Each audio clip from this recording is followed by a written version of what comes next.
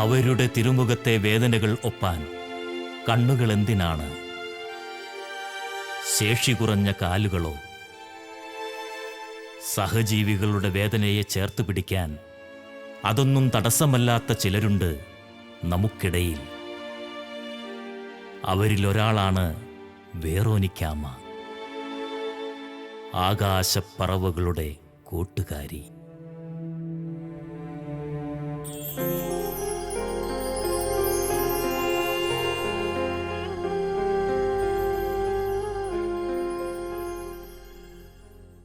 ഗാഗുൽത്താമലയിൽ നിന്നും വിലാപത്തിൻ മാറ്റൊലി കേൾപ്പൂ.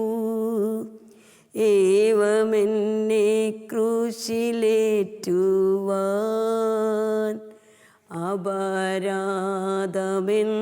ഞാൻ ചെയ്തു. ഗാഗുൽത്താമലയിൽ നിന്നും വിലാപത്തിൻ മാറ്റൊലി കേൾപ്പൂ. ഏവമെന്നെ ക്രൂശിലേറ്റുവാൻ അപരാധമെന്തു ഞാൻ ചെയ്തു. ഞാൻ ജന്മനാൽ തന്നെ നടക്കാൻ പറ്റാത്ത, കണ്ണ് കാണാൻ പറ്റാത്ത ഒരാളായിരുന്നു. എൻ്റെ അപ്പൻ്റെ അമ്മ വല്യമ്മച്ചി എനിക്ക് വേണ്ടി പ്രത്യേകം പ്രാർത്ഥിച്ച് 5 വയസ്സുള്ളപ്പോൾ തോമാസ് ലീഹായുടെ മധ്യസ്ഥതയിൽ ഞാൻ ഒറ്റടി വെച്ച് നടക്കാൻ തുടങ്ങി. പിന്നെ കുറേ കാലം ഒറ്റടി വെച്ച് ഇങ്ങനെ നടക്കുമെങ്കിലും എപ്പോഴും രോഗപീഠകളും വീഴ്ചകളൊക്കെ ആയിരുന്നു. അങ്ങനെ 20 വയസ്സുള്ളപ്പോൾ ഞാൻ വികലാംഗരുടെ ഭവനത്തിൽ വികലാംഗരോടുകൂടെ അവിടെ ജീവിക്കാനായിട്ട് തുടങ്ങി. അവിടെ നിന്നുകൊണ്ട് അതിനിടയിൽ ഞാൻ പഠിച്ചു. 10ാം ക്ലാസ് വരെ പഠിച്ചു. പ്ലസ് 1 പ്രീ ഡിഗ്രി ഒക്കെ പഠിച്ചത് വികലാംഗരുടെ ഭവനത്തിൽ വെച്ചായിരുന്നു. അവിടെ നിന്ന് നഴ്സറി ട്രെയിനിങ്ങും എടുത്തു. കുറേ കഴിഞ്ഞ് ഒരു 30 വയസ്സുള്ളപ്പോൾ എനിക്ക് ഒരു കണ്ണിന് കുറച്ച് കാഴ്ചയുണ്ടായിരുന്നത് വീണ്ടും കാഴ്ച നഷ്ടപ്പെട്ടു. അപ്പോൾ ഞാൻ 1990 ഏപ്രിൽ 5-ാം തീയതി മുതൽ പോട്ട ആശ്രമത്തിൽ ധ്യാനത്തിന് പോയി. ഞാൻ ധ്യാനത്തിന് പോയത് എനിക്ക് കൂടുതൽ അസുഖങ്ങളുണ്ടായിരുന്നതുകൊണ്ട് പോയി. എന്നെ ഓട്ടോറിക്ഷയിൽ കൊണ്ടുപോയി. അവിടെ ചെന്ന് ആ മണ്ണിൽ ആദ്യമായിട്ടാണ് ഞാൻ പോകുന്നത്. ആ മണ്ണിൽ ചവിട്ടിയപ്പോൾ തന്നെ എൻ്റെ കണ്ണിൻ്റെ ഇപ്പോഴുള്ള ഈ അവസ്ഥ എനിക്ക് അന്ന് ലഭിച്ചു. പിന്നെ ധ്യാന ദിവസങ്ങളിൽ 5 ദിവസത്തിൻ്റെ ധ്യാന ദിവസങ്ങളിൽ വെച്ച് എനിക്ക് തനിയെ നടക്കാനും പൂർണ്ണമായൊരു ആരോഗ്യം ലഭിച്ചു. അതിലുപരി എന്നെ തന്നെ കണ്ടെത്താൻ, എനിക്ക് രോഗമായിരുന്നതുകൊണ്ട് എന്നെ ആർക്കും വേണ്ട, എന്നെ ഒരു ഉപകാരമില്ല, അങ്ങനെയൊക്കെയാണ് ഞാൻ വികലാംഗരുടെ ഭവനത്തിലൊക്കെ ആയിരിക്കുമ്പോൾ ജീവിച്ചിരുന്നത്. എൻ്റെ മനസ്സ് അങ്ങനെയായിരുന്നു. എനിക്ക് എല്ലാവരോടും ദേഷ്യമായിരുന്നു. മാതാപിതാക്കളോട്, സഹോദരങ്ങളോട് ഒക്കെ വെറുപ്പും ദേഷ്യമൊക്കെ ആയിരുന്നു. ആ ധ്യാനത്തിൽ വെച്ച് എനിക്ക് തിരിച്ചറിയാൻ കഴിഞ്ഞു എന്നെക്കുറിച്ച് ദൈവത്തിനൊരു പദ്ധതിയുണ്ടെന്ന്. ക്രൂശിലെന്നെ തറച്ചു നിങ്ങൾ, മോക്ഷവാതിൽ തുറക്കാൻ വന്നു, ശിക്ഷയായൻ കൈകൾ ബന്ധിച്ചു. അങ്ങനെ ഞാൻ കുറേ കാലം കഴിഞ്ഞപ്പോൾ വീട്ടിലേക്ക് തിരിച്ചു വന്നു. 10 വർഷം വീട്ടിൽ തന്നെയായിരുന്നു. ആ വീട്ടിലായിരുന്ന സമയങ്ങളിൽ എല്ലാ ദിവസവും പള്ളിയിൽ പോകാൻ ഈശോ ഒരുക്കി. അരമണിക്കൂർ നടന്ന് പോകേണ്ട വഴിയുണ്ടെങ്കിലും ഞാൻ എല്ലാ ദിവസവും പള്ളിയിൽ പോകും. പോകുന്ന വഴിയിൽ വേദനിക്കുന്ന ആരെ കണ്ടാലും അവരോട് സംസാരിച്ച് അവർക്ക് ഈശോയെക്കുറിച്ച് പറഞ്ഞു കൊടുക്കും. പിന്നെ മദ്യപാനികളായിട്ടുള്ളവരെ കണ്ട് ധ്യാന കേന്ദ്രത്തിലേക്ക് കൂട്ടിക്കൊണ്ട് പോകും. അങ്ങനെയുള്ള കാര്യങ്ങളും പിന്നെ കാറ്റഗിസം പഠിപ്പിക്കുക, വിശുദ്ധ കുർബാനയ്ക്ക് ഒരുക്കാൻ പഠിപ്പിക്കുക. അങ്ങനെ 10 വർഷം വീട്ടിലായിരുന്നു. അതിനിടയിൽ എൻ്റെ അമ്മ മരിച്ചുപോയി. അപ്പോൾ ഞാൻ തിരിച്ച് ക്രിസ്ത്യൻ ധ്യാന കേന്ദ്രത്തിലേക്ക് വന്നു. ക്രിസ്ത്യൻ ധ്യാന കേന്ദ്രത്തിലേക്ക് വന്നപ്പോൾ അവിടെ ശുശ്രൂഷ 2 വർഷം ഉണ്ടായിരുന്നു. അവിടെ ശുശ്രൂഷ ചെയ്യുന്നതിനിടയിൽ കുറ്റിക്കിലച്ചൻ അവിടെ 5 പേരോട് കൂടി വന്നു. അപ്പോൾ എന്നെ കണ്ടു. എൻ്റെ അടുത്ത് വന്നിട്ട് പറഞ്ഞു, മോളെ ഈശോ വിളിക്കുന്നുണ്ട്, വിശുദ്ധയാകാൻ വിളിക്കുന്നു എന്ന് പറഞ്ഞു. അപ്പോൾ ഞാൻ പറഞ്ഞു, അച്ഛാ ഞാനൊരു പാപിയാണ്, എന്നെയൊന്നും ഈശോ വിളിക്കില്ല, അച്ഛൻ വെറുതെ പറയുന്നതാ. അപ്പോൾ അച്ഛൻ വീണ്ടും വീണ്ടും പറഞ്ഞു, മോളെ ഈശോയ്ക്ക് ഇഷ്ടമാണ്, ഈശോ മോളെ വിളിക്കുന്നു, മോളെ എൻ്റെ കൂടെ വരുവാൻ പറഞ്ഞു. ഞാൻ പറഞ്ഞു, ഇല്ല വരില്ല, എനിക്കിഷ്ടമല്ല, ഈ ചാക്കൊടുത്തവരെയും മുടി ഒടിച്ചിട്ടുള്ളവരെയൊക്കെ ഒന്നും എനിക്കിഷ്ടമല്ല, ഞാൻ വരില്ല എന്ന് പറഞ്ഞു. അപ്പം അത് അച്ഛൻ അങ്ങനെ അത് പറഞ്ഞു 3 പ്രാവശ്യം പറഞ്ഞിട്ട് അച്ഛൻ തിരിച്ചു പോയി. അച്ഛൻ പറഞ്ഞു മോള് വരും, ഈശോ അങ്ങനെയാണ് പറയുന്നതെന്ന് പറഞ്ഞു. ഞാൻ വരില്ല എന്ന്. പക്ഷെ 3 ദിവസം കഴിഞ്ഞപ്പോൾ ഞാൻ കാഞ്ഞങ്ങാടുള്ള അച്ഛൻ്റെ ധ്യാന ആശ്രമത്തിലേക്ക്, ആകാശപ്പറവുകളുടെ ശുശ്രൂഷ നടക്കുന്ന ആ ആശ്രമത്തിലേക്ക് ധ്യാനത്തിന് വേണ്ടി പോയി. ധ്യാനത്തിൽ വെച്ച് അച്ഛൻ്റെ വിശുദ്ധ കുർബാനയെക്കുറിച്ചുള്ള ക്ലാസ്സും, പിന്നെ ഞാൻ ധ്യാനത്തിന് വന്നിരിക്കുമ്പോൾ അവിടെ കുറേ ഇങ്ങനെ ഭിക്ഷക്കാരായ കുറേ മക്കളെ കാണുന്നു. അപ്പോൾ അതൊക്കെ കണ്ട് അവരെക്കുറിച്ചുള്ള കാര്യങ്ങൾ അച്ഛൻ കുർബാനയുടെ പ്രസംഗത്തിലൂടെയൊക്കെ പറയുന്നത് കേൾക്കാൻ തുടങ്ങിയപ്പോൾ എനിക്ക് ഈ ശുശ്രൂഷയിൽ പങ്കെടുക്കണം, ഈ ശുശ്രൂഷയിലൂടെ ജീവിക്കണം എന്നുള്ളൊരു ചിന്ത എൻ്റെ മനസ്സിലേക്ക് വന്നു. പിന്നെ ഞാൻ പ്രാർത്ഥിക്കാൻ തുടങ്ങി. ഇനി ഞാൻ വേറെ എങ്ങും പോകില്ല, ഈ ശുശ്രൂഷയിൽ തന്നെ നിൽക്കും. അങ്ങനെ പ്രാർത്ഥിക്കാൻ തുടങ്ങി. അങ്ങനെ ആ ധ്യാനത്തിനോടുകൂടി പിന്നെ വീട്ടിലേക്ക് ഒന്നും പോകണില്ല എന്ന് തീരുമാനിച്ചു. പിന്നെ ഈ ആകാശപ്പറവുകളുടെ ഒരു ദിവ്യകാരുണ്യ ഉടമ്പടി സമൂഹം സിസ്റ്റേഴ്സ് ആകുമോ എന്നൊന്നും എനിക്കറിയില്ല. അപ്പോൾ അതേക്കുറിച്ചൊക്കെ അന്വേഷിച്ച് ഇങ്ങനെ നോക്കാനും അവരൊക്കെ അമ്മമാരൊക്കെ ഇങ്ങനെ നടക്കണത്, അപ്പന്മാരൊക്കെ ഇങ്ങനെ നടക്കണത് കാണുമ്പോൾ ഞാൻ ഇങ്ങനെ നോക്കുമായിരുന്നു. അങ്ങനെ കുറേ ദിവസം അവിടെ കഴിഞ്ഞു. പിന്നെ ആ ശുശ്രൂഷ എനിക്ക് ഈ ആകാശപ്പറവുകളെ കാണുമ്പോഴൊക്കെ വലിയ അതൊരു അകൽച്ച പോലെയായിരുന്നു. അവരൊക്കെ ഭിക്ഷക്കാർ, ഭിക്ഷക്കാർ അല്ലെങ്കിൽ ധർമ്മക്കാർ, അങ്ങനെയൊക്കെ ഞാൻ ചിന്തിച്ചിരുന്നത്. പക്ഷെ അച്ഛൻ്റെ കുർബാനയുടെ ക്ലാസ്സുകളിലൂടെയും അച്ഛൻ്റെ അവരോടുള്ള സമീപനവും പെരുമാറ്റവും, അച്ഛൻ അവരുടെ കൂടെ ഇരുന്ന് ഭക്ഷണം കഴിക്കുന്നു, പാത്രങ്ങളിൽ ഭക്ഷണം കഴിക്കുന്നു, അങ്ങനെയൊക്കെ കാണാൻ തുടങ്ങിയപ്പോൾ ഞാനിങ്ങനെ പ്രാർത്ഥിക്കാൻ തുടങ്ങി. എനിക്കും ഇവരോട് കൂടെ ജീവിക്കാനുള്ള കൃപ തരണേന്ന് പ്രാർത്ഥിച്ചു. അപ്പോൾ എൻ്റെ ഉള്ളിലേക്ക് ഈശോ ഒരു കാര്യം തോന്നിച്ചു. ഒത്തിരി പേരോട് ക്ഷമിക്കാനുണ്ട്. ക്ഷമിച്ചു എന്ന് നീ പറഞ്ഞാലും നിന്നെ വേദനിപ്പിച്ചവരെ ഒന്നും അവരോടൊന്നും ക്ഷമിച്ചിട്ടില്ല. അപ്പോൾ ഈ അങ്ങനെ തോന്നി. പിന്നെ ദിവ്യകാരുണ്യ സന്നിധിയിൽ കുറേ നേരം, അതുവരെ ദിവ്യകാരുണ്യം എന്താണെന്നോ എങ്ങനെയാണെന്നോ അത്ര അറിവൊന്നുമില്ല. പക്ഷേ അച്ഛൻ്റെ ക്ലാസ്സുകളിലൂടെ ദിവ്യകാരുണ്യത്തെക്കുറിച്ചൊക്കെ കേട്ടപ്പോൾ ദിവ്യകാരുണ്യത്തോടൊരു താല്പര്യമായി. പിന്നെ ഞാൻ പ്രാർത്ഥിക്കാൻ തുടങ്ങി. ദിവസങ്ങളോളം എന്നെ കൂടുതലായിട്ട് വേദനിപ്പിച്ച് തള്ളിക്കളഞ്ഞു എന്ന് ഞാൻ കരുതിയിരുന്ന കുറേ പേരുണ്ട്. അവരെയൊക്കെ പേരെടുത്ത് വെച്ച് ദിവ്യകാരുണ്യ സന്നിധിയിലിരുന്ന് ഈശോയെ ഇവരെ അനുഗ്രഹിക്കണേ, അനുഗ്രഹിക്കണേ, അനുഗ്രഹിക്കണേ, എന്തെങ്കിലും ഞാൻ അവരോട് ചെയ്തിട്ടുണ്ടെങ്കിലും എന്നോട് ചെയ്തിട്ടുണ്ടെങ്കിലും അവരെ അനുഗ്രഹിക്കണേ, അനുഗ്രഹിക്കണേ എന്ന് പ്രാർത്ഥിക്കാൻ തുടങ്ങി. അപ്പോൾ എൻ്റെ മനസ്സിൻ്റെ ഭാരം കുറേ കുറഞ്ഞു. പിന്നെ കുറേ കഴിയുമ്പോഴാണ് നമ്മളെ മനസ്സിലാക്കിയിട്ടും അവർ ശുശ്രൂഷയൊക്കെ നമ്മളെ ഏൽപ്പിക്കാൻ തുടങ്ങി. പക്ഷേ എനിക്ക് അവരുടെ കൂടെ ഇരുന്ന് ഭക്ഷണം കഴിക്കാനൊക്കെ മടിയായിരുന്നു. അവരുടെ അതൊരു എച്ചിൽ പോലെയൊക്കെയാണ് എൻ്റെ ജീവിതത്തിലേക്ക് അത് ആദ്യം തോന്നിയിട്ടുള്ളത്. കാരണം വീട്ടിൽ സുഖമായി ജീവിച്ച എനിക്ക് ഈ സാഹചര്യങ്ങളിലേക്ക് വരാൻ ഒട്ടും ഇഷ്ടമുണ്ടായില്ല. അപ്പോൾ അവരുടെ ഭക്ഷണം അവരുടെ ബാക്കി വന്ന അമ്മമാരൊക്കെ എടുത്ത് കഴിക്കണ കാണുമ്പോഴൊക്കെ എനിക്ക് അറപ്പായിരുന്നു. പക്ഷേ ഇങ്ങനെ പ്രാർത്ഥിക്കാൻ തുടങ്ങിയപ്പോൾ ഈശോ എനിക്ക് എന്തോ ഒരു കൃപ തന്നു. അവരുടെ ഭക്ഷണം കഴിക്കാനും ഒക്കെ, അവരുടെ കൂടെ ഇരിക്കാനും അവരുടെ കൂടെ ഇരുന്ന് ഭക്ഷണം കഴിക്കാനും ഒക്കെ സാധിച്ചു. അതിൻ്റെ കാരണം കുട്ടികളച്ചൻ ഓരോ ദിവസവും അവരോട് കൂടെ ആയിരുന്നു. അവരെ ചുംബിച്ച് കെട്ടിപ്പിടിച്ച് അവരോട് കൂടെ അവരുടെ കൂടെ ഭക്ഷണം കഴിക്കുന്നതൊക്കെ കണ്ട് കുറേശ്ശെ എനിക്ക് അതിനോട് താല്പര്യം വരാൻ തുടങ്ങി. അങ്ങനെ ആണ് ഞാൻ പിന്നെ അമ്മമാരെന്നെ കുറേശ്ശെ പരിശീലനത്തിലേക്ക് എന്നെ കൊണ്ടുപോയി ഓരോരോ ശുശ്രൂഷകൾ ചെയ്യാൻ തുടങ്ങി. അപ്പോഴൊക്കെ എൻ്റെ കുറവുകൾ എൻ്റെ കൂടെ ഉണ്ടായിരുന്നു. ഒത്തിരി ക്ഷമിക്കാനുണ്ടായിരുന്നു. അനുഗ്രഹിച്ച് പ്രാർത്ഥിക്കുന്നുണ്ടെങ്കിലും പലപ്പോഴും അതൊന്നും മറക്കാൻ പറ്റിയിട്ടില്ല. സഹനങ്ങൾ ആ കാലഘട്ടത്തിലൊന്നും അങ്ങനെയൊന്നും സഹനങ്ങൾ സ്വീകരിക്കാൻ പിറുപിറുപ്പോടെ അവർ തന്നതല്ലേ, ഇവരല്ലേ ഈ കാരണമല്ലേ, ഞാനിങ്ങനെ ജനിച്ചതുകൊണ്ടല്ല, അങ്ങനെയൊക്കെ പരാതിപ്പെടുന്ന ഒരവസ്ഥയായിരുന്നു. പക്ഷെ കുറേ നാളുകൾ ഇങ്ങനെ അനുഗ്രഹിച്ച് പ്രാർത്ഥിക്കും. പിന്നെ അച്ഛൻ്റെ ധ്യാനങ്ങൾ, ക്ലാസ്സുകൾ, കുർബാനകൾ, അതിലൂടെ ഈശോ എന്നെ ഈ സമൂഹത്തിൻ്റെ ഒരു അംഗമാകണമെന്നുള്ള ആഗ്രഹം എനിക്ക് തന്നു.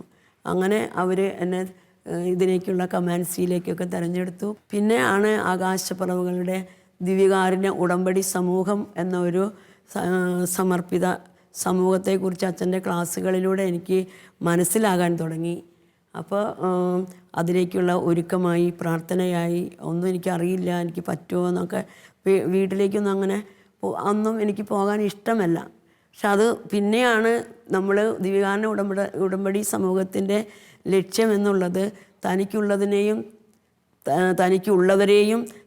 തന്നെയും ഉപേക്ഷിച്ച് ദിവ്യകാരുണ്യനാഥനിൽ വിലയം പ്രാപിക്കുക എന്നതാണ് ദിവ്യകാരുണ്യ ആകാശപ്പറവുകളുടെ ദിവ്യകാരുണ്യ ഉടമ്പടി സമൂഹത്തിൻ്റെ ലക്ഷ്യം എന്ന് അച്ഛൻ ഇങ്ങനെ ക്ലാസ്സുകളിലൂടെ പലവട്ടം പറയുമ്പോഴും എനിക്കതൊന്നും ബോധ്യത്തിലേക്ക് കടന്നു വന്നിട്ടില്ലായിരുന്നു. പക്ഷെ ഒരാഗ്രഹമുണ്ട്, ഈ ഇതിൽ അംഗമാകണം, ഇവരൊക്കെ വേണ്ടി പ്രാർത്ഥിക്കാനെങ്കിലും എനിക്ക് പറ്റുമല്ലോ, അങ്ങനെയുള്ളൊരു ചിന്തയായിരുന്നു. നടക്കാനൊന്നും അത്ര ഓടി നടക്കാൻ പറ്റാത്ത ഒരാൾ എങ്ങനെ ഇതിൻ്റെ ഉള്ളിൽ. അപ്പോൾ ഈ എല്ലാവരെയും ഉപേക്ഷിക്കണം, എനിക്കുള്ളവരെ ഉപേക്ഷിക്കണം, എന്നെ തന്നെ ഉപേക്ഷിക്കണം, ലോകത്തെ ഉപേക്ഷിക്കണം എന്നൊക്കെ അച്ഛൻ ഇങ്ങനെ പറഞ്ഞു വരുമ്പോൾ അന്നത്തെ സമയത്ത് ദേഷ്യമാണ് എല്ലാവരെയും ഉപേക്ഷിക്കുക എന്നൊക്കെ ഉള്ളത്. കാരണം നമ്മൾ ഉപേക്ഷിക്കപ്പെട്ടത് വീട്ടുകാർക്ക് തന്നെ വേണ്ട എന്നുള്ള ചിന്തയാണ് എനിക്ക്. പക്ഷെ ഇപ്പോൾ അത് മനസ്സിലാകുന്നു, അത് ഉപേക്ഷിച്ചാൽ മാത്രമേ ദൈവത്തിൻ്റെ സ്വന്തമാകാൻ പറ്റുള്ളൂ. അപ്പോൾ അതാണ് ദിവ്യകാരുണ്യ ഉടമ്പടി സമൂഹത്തിൻ്റെ ലക്ഷ്യം. ആ ലക്ഷ്യത്തിലേക്ക് ഞാൻ ആയി എന്നല്ല പറയുന്നത്, അതിലേക്ക് വേണ്ടി ഒരുങ്ങുക, സാഹചര്യങ്ങൾ സഹനങ്ങളൊക്കെ കിട്ടുമ്പോൾ ഒരു ദിവ്യകാരുണ്യമായി തീരാൻ. അങ്ങനെ ദിവ്യകാരുണ്യ ഉടമ്പടി സമൂഹത്തിൽ വന്നതുകൊണ്ടാണ് ഞങ്ങളുടെ ഓരോ ആശ്രമങ്ങളിലും ആകാശപ്പറവുകളുടെ മക്കളുടെ ശുശ്രൂഷ ഉണ്ടെങ്കിൽ അവിടെ ദിവ്യകാരുണ്യ ആരാധനയുണ്ട്. ആ ആരാധനയിൽ നിന്ന് അച്ഛനെപ്പോഴും ഞങ്ങൾക്ക് പറഞ്ഞു തരും, ആ ദിവ്യകാരുണ്യത്തിൽ നിന്ന് ശക്തി സംഭരിച്ചിട്ട് വേണം ഈ ആകാശപ്പറവുകളായ മക്കളെ ശുശ്രൂഷിക്കുവാൻ. അവർ വെറും ഒരു കഞ്ഞി കൊടുക്കാൻ വേണ്ടി ദൈവം വിളിക്കപ്പെട്ടവരല്ല, അവർ ദൈവത്തിൻ്റെ പ്രിയപ്പെട്ടവരാണ്. ഞങ്ങളെക്കാൾ, ഞാൻ ആലോചിക്കുമ്പോൾ എന്നേക്കാൾ അമൂല്യരാണ് അവർ ദൈവത്തിന് മുമ്പിൽ.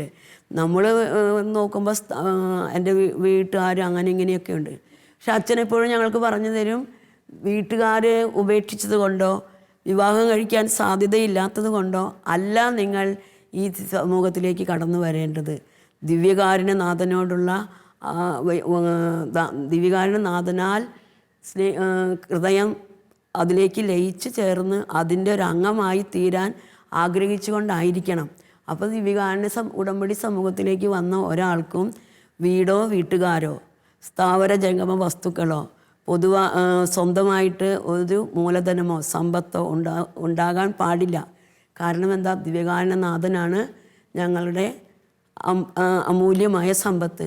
ആ സമ്പത്ത് കൂടെ ഉള്ളത് കൊണ്ട് ലോകത്തിൻ്റെ ഒരു സമ്പത്തും സൂക്ഷിക്കാൻ അല്ലെങ്കിൽ ലോകത്തെ ആ സമ്പത്തിന് വേണ്ടി ഹൃദയം വെച്ചു കൊടുക്കാൻ പാടില്ല.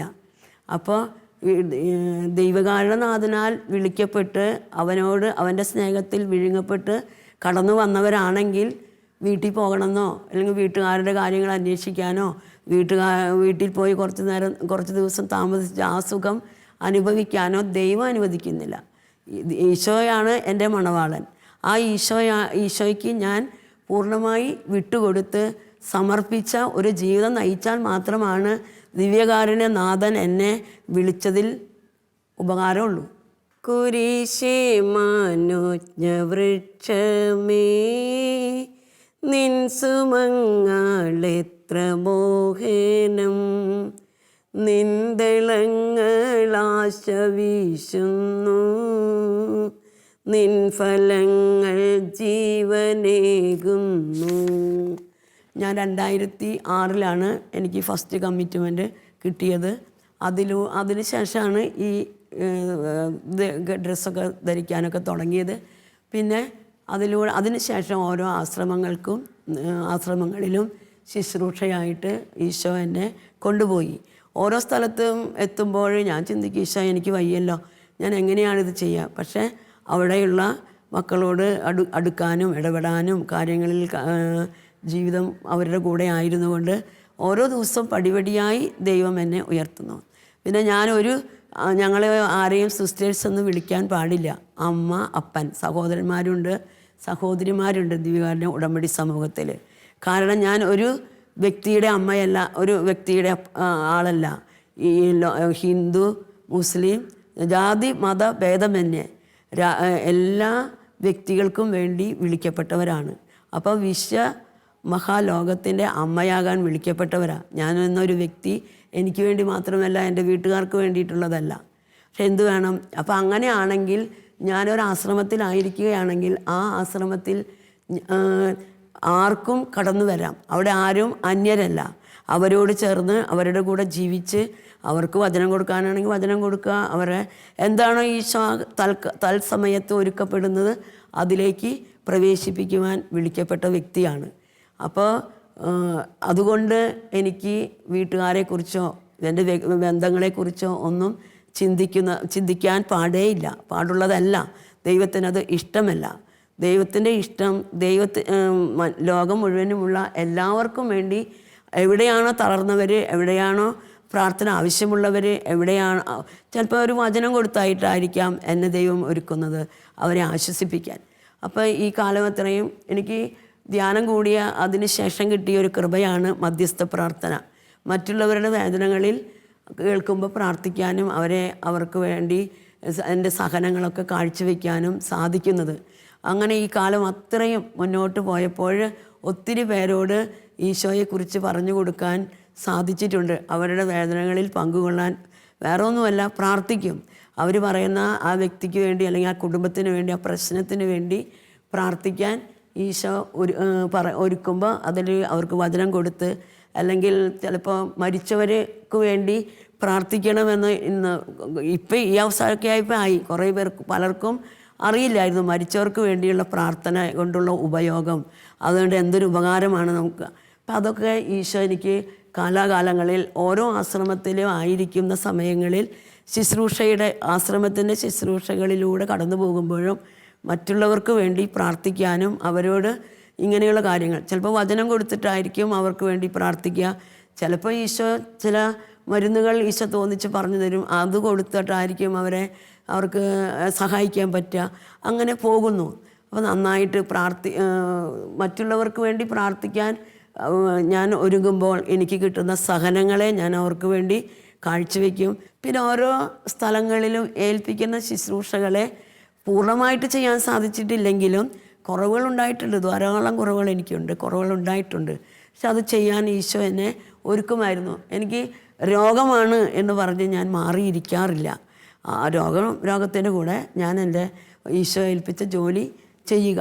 എനിക്ക് ഇത്രയേ ഉള്ളൂ. സ്വർഗത്തിൽ കുറേ ആത്മാക്കളെ കൊണ്ടുപോകണം. അതിന് എനിക്ക് എന്ത് സഹനം എടുക്കാൻ പറ്റും. ഇപ്പോൾ ഓരോ സ്ഥലത്തായിരിക്കുമ്പോഴും വീടിൻ്റെ പണി ചിലപ്പോൾ നോക്കാനുണ്ടാകാം, അല്ലെങ്കിൽ മക്കളുടെ ശുശ്രൂഷയുണ്ടാകാം. കൂടുതൽ മക്കളുടെ ശുശ്രൂഷയിൽ എനിക്ക് ഇൻവോൾവ് ആവാൻ പറ്റില്ല. കാരണം അവരെ കുളിപ്പിക്കാൻ അങ്ങനത്തെ കാര്യങ്ങളൊന്നും എനിക്ക് പറ്റില്ല. ശരിക്കും പറഞ്ഞാൽ ഞങ്ങൾ ചെയ്യേണ്ടത് അവരോട് കൂടെ ആയിരുന്ന് അവർക്ക് വേണ്ടി അവരെ കുളിപ്പിച്ച്, അവരെ ആശ്വസിപ്പിച്ച്, അവർക്ക് വചനം കൊടുക്കുക എന്നുള്ളതാണ് കൂടുതൽ ദൈവത്തിന് പ്രീതികരവും. അതാണ് ഞങ്ങളോട് കുട്ടികളച്ചനിലൂടെ ഞങ്ങൾ കേട്ടിട്ടുള്ളതും ഞങ്ങൾക്ക് ബോധ്യപ്പെടുത്തി തന്നിട്ടുള്ളതും. അപ്പോൾ പിന്നെ ഒരു താപസാധ്യാത്മികത ജീവിതം, തപസ്സിൻ്റെ ഒരു ജീവിതമാണ് ഇപ്പോഴും നയിക്കാൻ ഈ സമൂഹം വിളിക്കപ്പെട്ടിരിക്കുന്നത്. അങ്ങനെ മറ്റുള്ളവർക്ക് വേണ്ടി വേദനകൾ സഹിച്ച് മറ്റുള്ളവരെ കൂടി ദൈവത്തിലേക്ക് അടുപ്പിക്കാൻ വേണ്ടിയിട്ട്.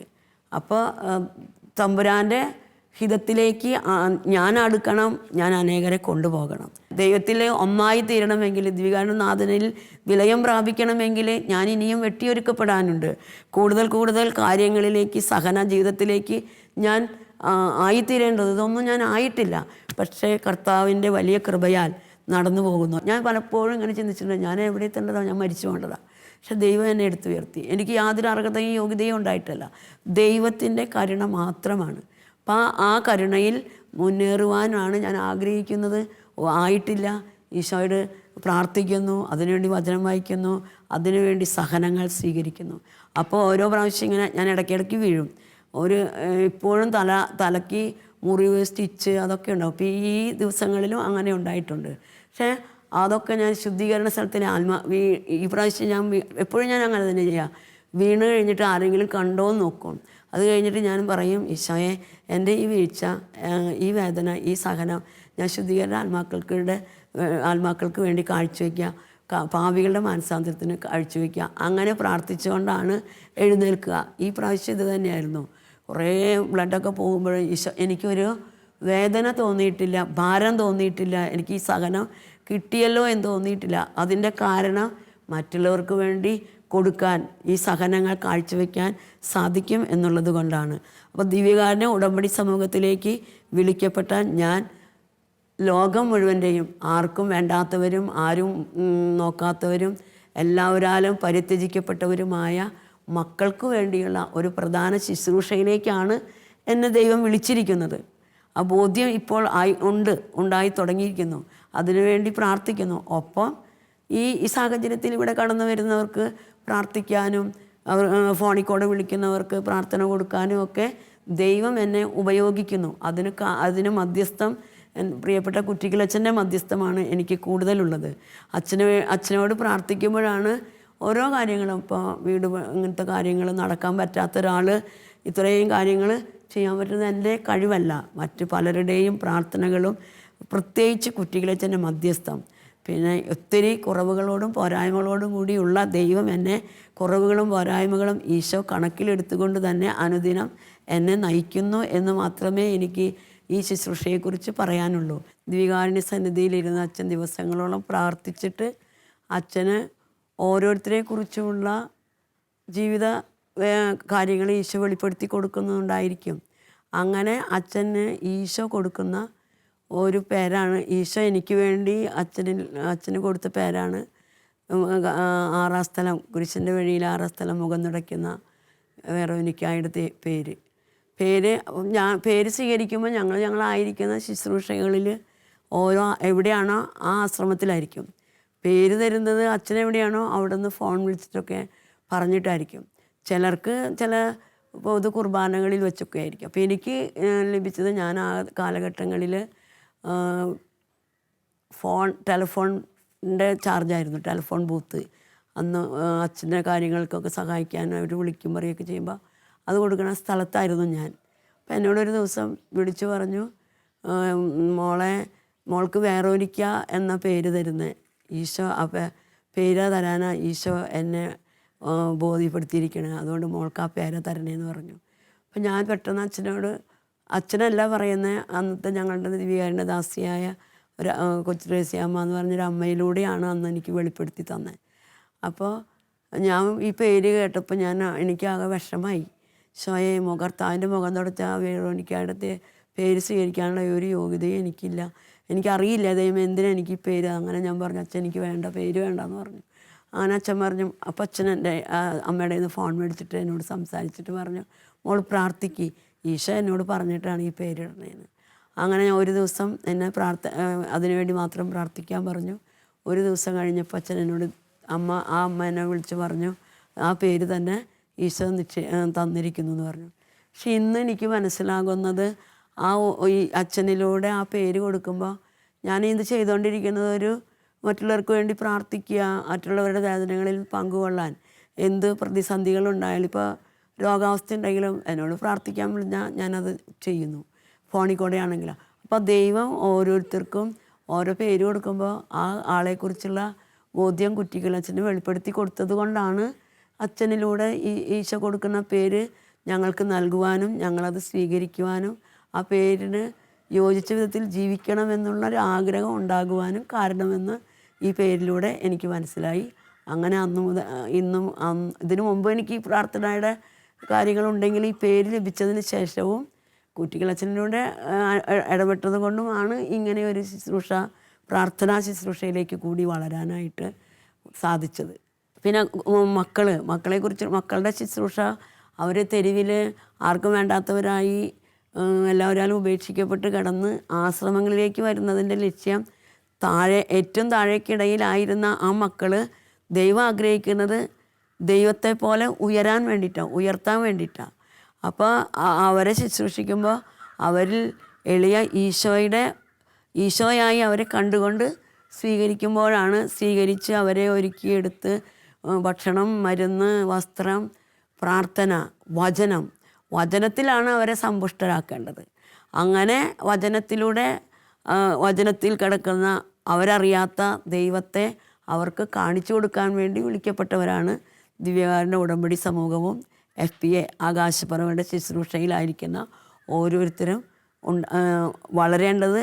അങ്ങനെയാണ് അവരെ വളർത്തേണ്ടത്.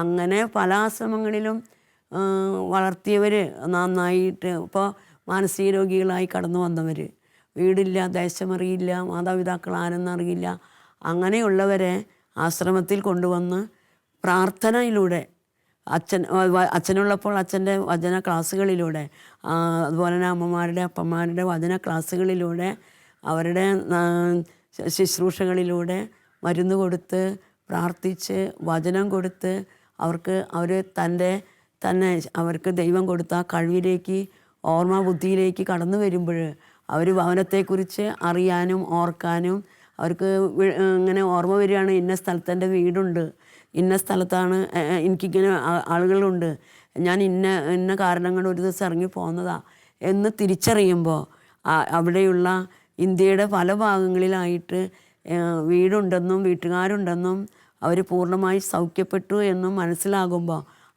എവിടെയാണോ ഈ ഇന്ത്യയുടെ ഏത് ഭാഗത്താണെങ്കിലും അവരെ തിരിച്ചെത്തിച്ചിട്ടുണ്ട്. ഇന്നും ആ ശുശ്രൂഷ തുടർന്നുകൊണ്ട് പോകുന്നു. ഈ ശുശ്രൂഷ ജീവിതം എന്ന് പറയുന്നത് വലിയ ഒരു ആത്മസന്തോഷമാണുള്ളത്. മറ്റ് സമർപ്പിത ജീവിതത്തെ ഒന്നും നല്ലതല്ലെന്നല്ല പറയുന്നത്, പക്ഷേ ഈ ആകാശപ്പറവളായ മക്കളോട് ചേർന്ന് അവരെ പോലെ യാതൊരു യോഗ്യതയില്ലാത്ത ഒരാൾ അവർക്കുള്ള യോഗ്യത വിട്ട് ഞങ്ങൾക്കൊന്നുമില്ല. ദൈവത്തിൻ്റെ മുമ്പിൽ അവരും ഞങ്ങളും ഒന്ന്. അപ്പോൾ ആ ഒരു സന്തോഷം, എല്ലാവരെയും തുല്യരായി കാണുന്ന ഒരു ശുശ്രൂഷ, എല്ലാവർക്കും വേണ്ടി ജീവിക്കാൻ വിളിക്കപ്പെട്ട ഒരു ശുശ്രൂഷ, ഇതിലൊരു ആത്മീയ സന്തോഷമുണ്ട്. പിന്നെ ഈ ദിവ്യകാരുണ്യ ഉടമ്പടി അല്ലെങ്കിൽ ആകാശപ്പറവയുടെ ശുശ്രൂഷയിൽ ദിവ്യകാരുണ്യ ആരാധന, അത് ഏത് സമയത്തും എപ്പോഴും എവിടെയായിരുന്നാലും ആഗ്രഹമുണ്ടെങ്കിൽ അതിന് താല്പര്യമുണ്ടെങ്കിൽ കൂടുതൽ പ്രാർത്ഥിക്കാൻ, കൂടുതൽ വചനം പഠിക്കാൻ, വചനത്തിൽ ജീവിക്കാൻ വേണ്ടി ഒരുക്കപ്പെടാൻ, അങ്ങനെയൊക്കെ ഉള്ള ഒരു ശുശ്രൂഷയാണ്. എനിക്കൊത്തിരി ആത്മീയ സന്തോഷമാണ് ഉണ്ടാകുന്നത്. ഞാനിതിനൊത്തിരി ഒന്നിനും യോഗ്യതയുള്ളവരല്ല, അർഹതയുള്ളവരല്ല, എന്നിട്ടും ദൈവം എന്നെ ദൈവത്തിൻ്റെ മുമ്പിലേക്ക് ഇരിക്കാൻ, ദൈവകാരുണ്യ സന്നിധിയിൽ ഇരുത്താൻ എന്നെ വിളിച്ചു എന്നുള്ളതാണ് എനിക്ക് ഏറ്റവും വലിയ സന്തോഷവും ആത്മീയ നിർവൃതിയും. വിലാപത്തിൻ മാറ്റൊലി കേൾപ്പൂ, ഏവമെന്നെ ക്രൂശിലേറ്റുവാൻ അപരാധമെന്തു ഞാൻ ചെയ്തു. ഗാഗുൽത്താമലയിൽ നിന്നും വിലാപത്തിൻ മാറ്റൊലി കേൾപ്പൂ, ഏവമെന്നെ ക്രൂശിലേറ്റുവാൻ അപരാധമെന്തു ഞാൻ ചെയ്തു.